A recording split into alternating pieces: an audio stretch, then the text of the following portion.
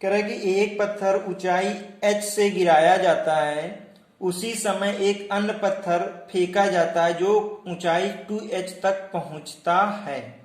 दोनों पत्थर एक दूसरे से t समय पर मिलते हैं, तो इस t समय की वैल्यू निकालनी है। ठीक है, तो हम इसको ऐसा समझते हैं कि मान लो कि ये हो गया हॉरिजॉन्टल,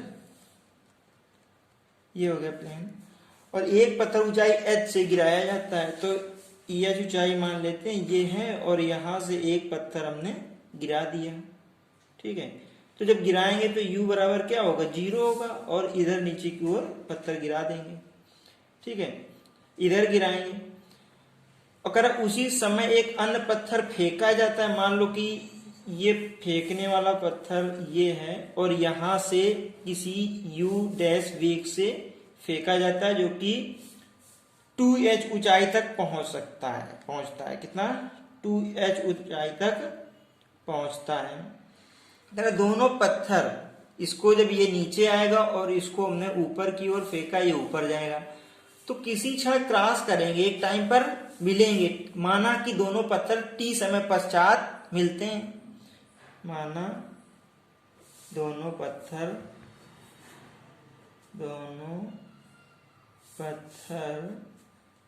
t समय पश्चात मिलते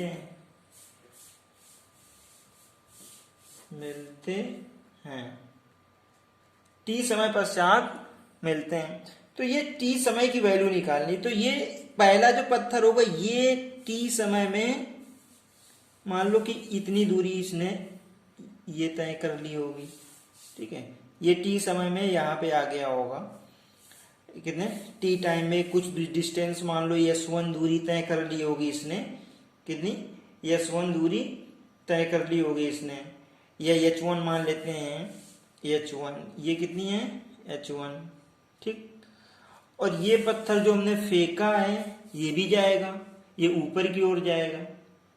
ठीक, तो ये t समय में ये भी मान लो h2 दूरी इसने तय कर ली, h2, तो ये इसको एक्चुअली फिगर नीचे जगह कम बची हुई है, ये तो यहाँ पे मिलेगा, ये ऐसे करके ये h2 इतनी हो जाएगी, ये हो जाएगा तुम्हारा h2। ठीक है, ये h2 दूरी इसने उतने t समय में तय की, इसने t समय में h1 दूरी आ गया, और ये t समय में ये h2 दूरी जा गया। ठीक, तो कहना है कि ये t की वैल्यू निकालनी है। ठीक है, तो पहले हम पहले पत्थर के लिए देखते हैं, तो इसकी पहले पत्थर के लिए फार्मूला हो जाएगा h बराबर ut प्लस का हाफ gt स्क्वायर से अगर लगाएंगे तो h1, इसकी पूरी गति के लिए हमने अप्लाई करते हैं, तो इसके द्वारा h1 आ जाएगा, ये h1 बराबर u की वैल्यू 0 हो जाएगी, 0 इंटू t प्लस का 1/2 g और t स्क्वायर। ठीक, तो ये आ जाएगा h1 बराबर half gt square, 1/2 gt square, ये h1 की वैल्यू आ गई। अब हम आगे जैसा देखेंगे उस हिसाब से इसको सॉल्व कर लेंगे। h1 बराबर हाफ gt स्क्वायर। अब दूसरे पत्थर के लिए देखें तो दूसरा पत्थर 2h ऊंचाई तक पहुंचता है, इसके ऊपर क्यों नहीं पूछा, क्योंकि यहाँ पे इसका अंतिम वेग 0 हो गया होगा। तो ये इसका प्रारंभिक वेग कितना था, इसको निकालने के लिए हम फार्मूला अप्लाई करेंगे, v स्क्वायर बराबर u स्क्वायर, या v स्क्वायर बराबर u स्क्वायर माइनस का 2gh से, v तो हो जाएगा 0 का स्क्वायर बराबर u स्क्वायर माइनस का 2g और h की जगह 2h, तो ये u स्क्वायर बराबर कितना हो जाएगा 4gh, u स्क्वायर बराबर हो जाएगा 4gh, तो u बराबर हो जाएगा 2√gh, 2√gh। u की value 2 under root g h, यहां से हम u की वैल्यू ये निकाल लेंगे। अब क्या करना है हमको कि ये u की वैल्यू तो 2 अंडर रूट जी एच हमने निकाल ली, u की वैल्यू निकाल लेंगे। अब इसमें से h1 बराबर हाफ जी टी स्क्वायर है ना। कुल चली गई दूरी देखा जाए तो कितनी हो जाएगी दोनों के द्वारा, h हो जाएगी, क्योंकि ये h1 t समय में चली गई कुल दूरी, तो h हो जाएगी, क्योंकि ये h1 है और ये इधर से h2 चल रहा है। तो ये देखा जाए तो पूरी तो ये h दी थी, पूरी क्या दी थी, पूरी h दिया। अगर एक पत्थर ऊंचाई h से फेंका जाता है, ये पूरी की डिस्टेंस ये कितनी है, ये h, ये हाइट जो है ये h है, तो कुल चली दूरी क्या है, ये h है। अब ये जो दूसरा पत्थर है ये t समय में कितनी दूरी चलेगा, दूसरे पत्थर द्वारा t समय में चली गई दूरी h बराबर यू टी माइनस का आप डी टी स्क्वायर लगाएंगे, तो ये मान लो h2 दूरी चलता है, तो h2 बराबर यू टी, u हो जाएगा ये u डैश उसको मान लेते हैं, u हो जाएगा, चलो u, h बराबर यू टी माइनस का 1/2 जी टी स्क्वायर, ठीक है, h बराबर U T minus 1/2 G T square. अब देखा जाए तो ये 1/2 जी टी स्क्वायर समीकरण 1 से 1/2 जी टी स्क्वायर, इसकी जगह h1 रख सकते हैं, 1/2 जी टी स्क्वायर की जगह h1 रख देंगे, ये हो जाएगा तुम्हारा h2 बराबर यू टी माइनस का h1, ये हो जाएगा h1 plus h2, h1 plus h2 बराबर ut, और h1 प्लस h2, h1 ये h1 और h2 दोनों जोड़ेंगे तो h के बराबर आ जाएगी, तो यहाँ पे आ जाएगा क्या, h बराबर ut, h बराबर ut आ जाएगा। हमें क्या निकालना है, t, t के बाद गुजरेंगे जो कि बराबर किसके बराबर है, t बराबर h अपान u आ जाएगा। क्या आ जाएगा, इस जगह सॉल्व कर लेते हैं, t बराबर h अपान u, तो ये आ जाएगा t बराबर h की वैल्यू तो हमें h ही है और u की वैल्यू हम निकाल चुके हैं 2 अंडर रूट जी एच, कितना हो जाएगा, 2 अंडर रूट जी एच, ठीक है, 2 अंडर रूट जी एच। अब इसको सॉल्व करेंगे तो इसको एच स्क्वायर करके अंडर रूट लगा सकते हैं हम, तो ये आ जाएगा t बराबर अंडर रूट हम पूरे का लगा देते हैं और ये आ जाएगा एच स्क्वायर अपान ये 1/2 बाहर रखते हैं, ठीक है, 1/2 बाहर रखते हैं, तो ये आ जाएगा तुम्हारा 1/2 और ब्रैकेट में ये क्या हो जाएगा, एच स्क्वायर अपान जी एच, एक एच से एच कट जाएगा तो 1/2 आ जाएगा, टी की वैल्यू हो जाएगी, यहाँ पे लिख दे रहे हैं, टी बराबर आ जाएगा क्या, टी बराबर 1 अंडर रूट एच अपान 1/2 अंडर रूट एच अपान जी, बस यही आंसर हो जाएगा, ठीक है, ये आंसर आ जाएगा, टी बराबर 1/2 अंडर रूट एच अपान जी।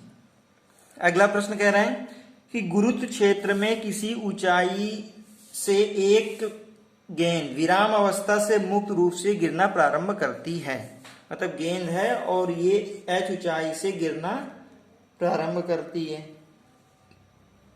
ये h ऊंचाई हो गई और यहां से मुक्त रूप से गिरती तो u बराबर 0 हो जाएगा और आधी दूरी t सेकंड में तय कर लेती है, मतलब कि ये आधी दूरी ये यहाँ पे आ गई, मान लो ये h/2 कितनी हो जाएगी, ये h/2 और ये t समय में तय कर लेती है, कितने समय में, तो शेष आधी दूरी तय करने में कितना समय लगेगा, तो शेष आधी दूरी तय करने में कितना, तो हम पहले निकालते हैं कि पूरी दूरी तय करने में कितना समय लगेगा। पूरी दूरी के लिए हम निकाल लेते हैं, तो h बराबर यू टी माइनस का h बराबर U T plus half G T square apply कर देते हैं, h बराबर यू टी प्लस का 1/2 जी टी स्क्वायर। h की वैल्यू h हो जाएगी और u की वैल्यू 0 इंटू, और पूरी दूरी के लिए जो समय लग रहा है कैपिटल टी मान लेते हैं, कैपिटल टी समय लगता है, प्लस का 1/2 जी और कैपिटल टी का स्क्वायर। तो h बराबर हो जाएगा h बराबर 1/2 जी कैपिटल टी का स्क्वायर। तो यह आ जाएगा 2h अपान जी, 2h अपान जी, 2h अपान जी बराबर टी स्क्वायर। तो टी की वैल्यू यहां से निकल आएगी। चलो ठीक है, इसको ऐसे रखते हैं, जैसा उचित लगेगा उसको आगे हम सॉल्व करेंगे। तो ये आ जाएगा, ठीक है। और आधी दूरी तय करने में कितना समय लग रहा है, स्मॉल टी, तो इसको अप्लाई करते हैं आधी दूरी के लिए। आधी दूरी के लिए लगा समय, तो h बराबर U T plus half G T square. आधी दूरी के लिए रखेंगे h/2, h बराबर यू टी, तो ये तो 0 हो जाएगा, 0 इंटू टी प्लस का हाफ जी टी स्क्वायर, जी और टी स्क्वायर। तो क्या आ जाएगा ये h/2 बराबर half G T square, 1/2 G T square, ठीक है। तो h/2 बराबर आ जाएगा 1/2 जी टी स्क्वायर। तो ये 2 से ये 2 कैंसिल हो जाएगा, तो ये h अपान जी क्या जाएगा, ये h अपान जी बराबर टी स्क्वायर, h अपान जी बराबर टी स्क्वायर। तो ये t की वैल्यू हम निकाल लें, t की वैल्यू फाइंड कर लेते हैं यहां से। तो टी स्क्वायर बराबर इतना, तो t बराबर क्या हो जाएगा, t बराबर हो जाएगा अंडर रूट h अपान जी, t बराबर हो जाएगा अंडर रूट h अपान जी। अब आधी दूरी में लगने वाला समय t बराबर अंडर रूट h अपान जी है, और पूरी दूरी में लगने वाला समय t बराबर, ये यहां से निकालेंगे तो क्या जाएगा, t बराबर कितना हो जाएगा, अंडर रूट 2h अपान जी, 2h अपान जी। पूरी दूरी में ये समय लग रहा है ना। तो शेष आधी दूरी क्या कह रहा है, तो इसे शेष आधी दूरी तय करने में कितना समय लगेगा, तो कुल समय में से इसको क्या करें, लेस कर दें। तो शेष आधी दूरी तय करने में लगने वाला समय t डैश मान लेते हैं, क्या t डैश बराबर हो जाएगा कैपिटल T माइनस का स्मॉल t। तो ये आ जाएगा t डैश बराबर, ये हो जाएगा अंडर रूट 2h अपान जी और माइनस का अंडर रूट h अपान जी। तो t डैश कितना हो जाएगा, t डैश बराबर अंडर रूट h अपान जी कॉमन कर लेते हैं, अंडर रूट h अपान जी कॉमन कर लेते हैं। तो ब्रैकेट में क्या आ जाएगा, √2 माइनस 1, √2 माइनस 1, इतने सेकंड आ जाएगा। t डैश बराबर अंडर रूट h अपान जी और √2 माइनस 1। तो शेष आधी दूरी तय करने में ये समय लगेगा। अब इसने से दिया था मुख्य, तो अब हमें क्या है कि इसमें से h की वैल्यू नहीं मालूम है ना, h की वैल्यू नहीं मालूम है, तो h की वैल्यू निकालनी पड़ेगी। h की वैल्यू निकाल करके यहां पे रख देते हैं, h की वैल्यू निकाल करके इसमें से अप्लाई कर देते हैं, तो ये आंसर हो जाएगा, ठीक है। अब इसमें से देखते हैं हम समीकरण, मान लो इसको दे देते हैं सेकंड, समीकरण सेकंड दे देते हैं, और ये इसको समीकरण नंबर हम फर्स्ट दे देते हैं। तो ये t, ये अंडर रूट h अपान जी, अंडर रूट h अपान जी की जगह क्या लिख सकते हैं हम, स्मॉल t। तो t डैश बराबर क्या आ जाएगा, t और अंडर रूट 2 माइनस 1, ठीक है। तो ये तुम्हारा आंसर हो जाएगा। अगला प्रश्न क्या कह रहे हैं, कह रहा है कि एक चिकने नत समतल पर कोई पिंड विरामावस्था से 4 सेकंड में कुछ दूरी सरकता है, तो उसकी आधी दूरी सरकने में लगा समय क्या होगा। तो नत समतल, यहां पे एक नया वर्ड मिला है, तो नत समतल देख लो क्या होता है कि क्षैतिज से कुछ उठा हुआ, जैसे कि क्षैतिज इस तरह से होता है और इससे कुछ कोण बनाते हुए इस तरह का ये जो समतल है ये नत समतल होता है। ठीक है, तो यहां पे मान लो कि इस जगह पे कोई पिंड रखा हुआ है ये, ठीक है, ये एक चिकने नत चिकना है यानी कि घर्षण नहीं है। नत समतल कोई पिंड विरामावस्था से यानी कि u बराबर यहाँ पे क्या था 0 था से 4 सेकंड में, कितने 4 सेकंड, 4 सेकंड में कुछ दूरी ये खिसक करके आया। ठीक है, मान लो कि 4 सेकंड में ये s दूरी आया, कितना आया s दूरी, यहां तक आ गया। 4 सेकंड में कुछ दूरी सरकता है, तो उसकी आधी दूरी सरकने में कितना समय में लगा समय क्या होगा। तो देखो कि इसमें से क्या करेंगे, ऐसे खिसक करके नीचे यहां तक आने में जो समय लगेगा, ठीक है, पहिया ऊपर से बिल्कुल नीचे तक आने में समय वही होगा जो सीधे ऊंचाई से ऐसे कि वर्टिकली नीचे आने में समय, ये जो समय लगेगा, यानी कि u बराबर 0 वेग से यहां तक आने में जो समय लगेगा वही चिकने नत समतल पर खिसक के आने में यहां पे समय लगेगा। तो अब इसके लिए हम क्या करते हैं कि ये 4 सेकंड तक खिसकता है, कितना खिसकता है 4 सेकंड तक खिसकता है। तो 4 सेकंड में कितना खिसक गया है, ये दूरी s की वैल्यू निकाल लें, तो s बराबर आ जाएगा, s बराबर वही लगाएंगे h बराबर ut plus half gt square से, s बराबर ut प्लस का 1/2 gt या at स्क्वायर, s बराबर ut plus half at square. ठीक है, s बराबर ut plus half at square, तो यहां से s की वैल्यू आ जाएगी कितनी, u बराबर रखेंगे 0 इंटू 4 और प्लस का 1/2 a इंटू टी स्क्वायर, यानी कि 4 का स्क्वायर कितना आ जाएगा 4 का a स्क्वायर, ये s बराबर हो जाएगा 4 चौको 16 8a यहां से आ जाएगा s बराबर 8a, s बराबर 8a, ये दूरी निकल के आ जाएगी। अब आधी दूरी खिसकने में कितना समय लगेगा, उसकी आधी दूरी यानी कि s है तो s/2, इसकी आधी दूरी खिसकने में यहीं तक, ये मान लो s/2 हो जाती है। तो इसके लिए अगर आधी दूरी आने में कितना समय, ये आने में कितना समय लगेगा s/2, s बराबर इसके लिए भी ut प्लस का हाफ at स्क्वायर हो जाएगा, तो s/2 u की वैल्यू हो जाएगी 0 इंटू टी, और t की जगह हम t डैश मान लेते हैं, t डैश, और प्लस का 1/2 at डैश स्क्वायर, तो ये आ जाएगा s/2 बराबर हाफ at डैश स्क्वायर। ठीक है, तो यहां से t डैश स्क्वायर की वैल्यू निकाल लेते हैं, a s/2 बराबर हाफ a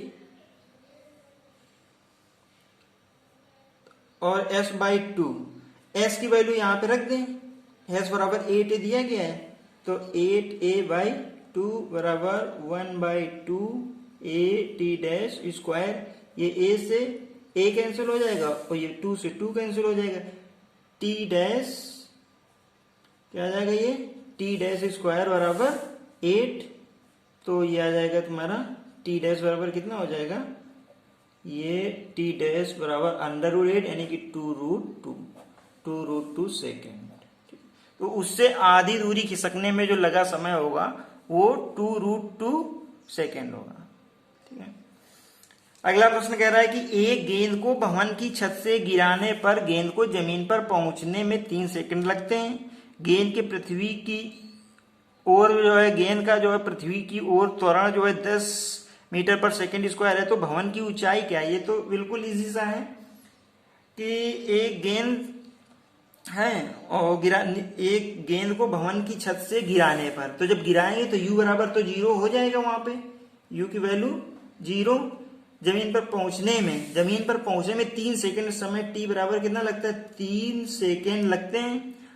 अब गेंद का पृथ्वी के नीचे त्वरण दिया गया है a या g, ठीक है, g की वैल्यू दी गई 10 मीटर पर सेकंड स्क्वायर, 10 मीटर पर सेकंड स्क्वायर है। तो भवन की ऊंचाई h ये पूछ रहा है, भवन की ऊंचाई क्या है, तो h बराबर ut plus half G T square apply कर दो, सिंपल सा, h बराबर ut plus half G T square, ठीक है, ये हो जाएगा। h ही पूछ रहा है और u की वैल्यू क्या है 0 इंटू टी की वैल्यू 3 और प्लस का 1/2, जी की वैल्यू कितनी दी गई है 10 इंटू टी स्क्वायर 3 का स्क्वायर, तो h बराबर हो जाएगा 1/5 हो जाएगा और इंटू 3 3 का 9 पन्ना 45, h बराबर आ जाएगा कितना 45 मीटर, 45 मीटर, h बराबर 45 मीटर आ जाएगा।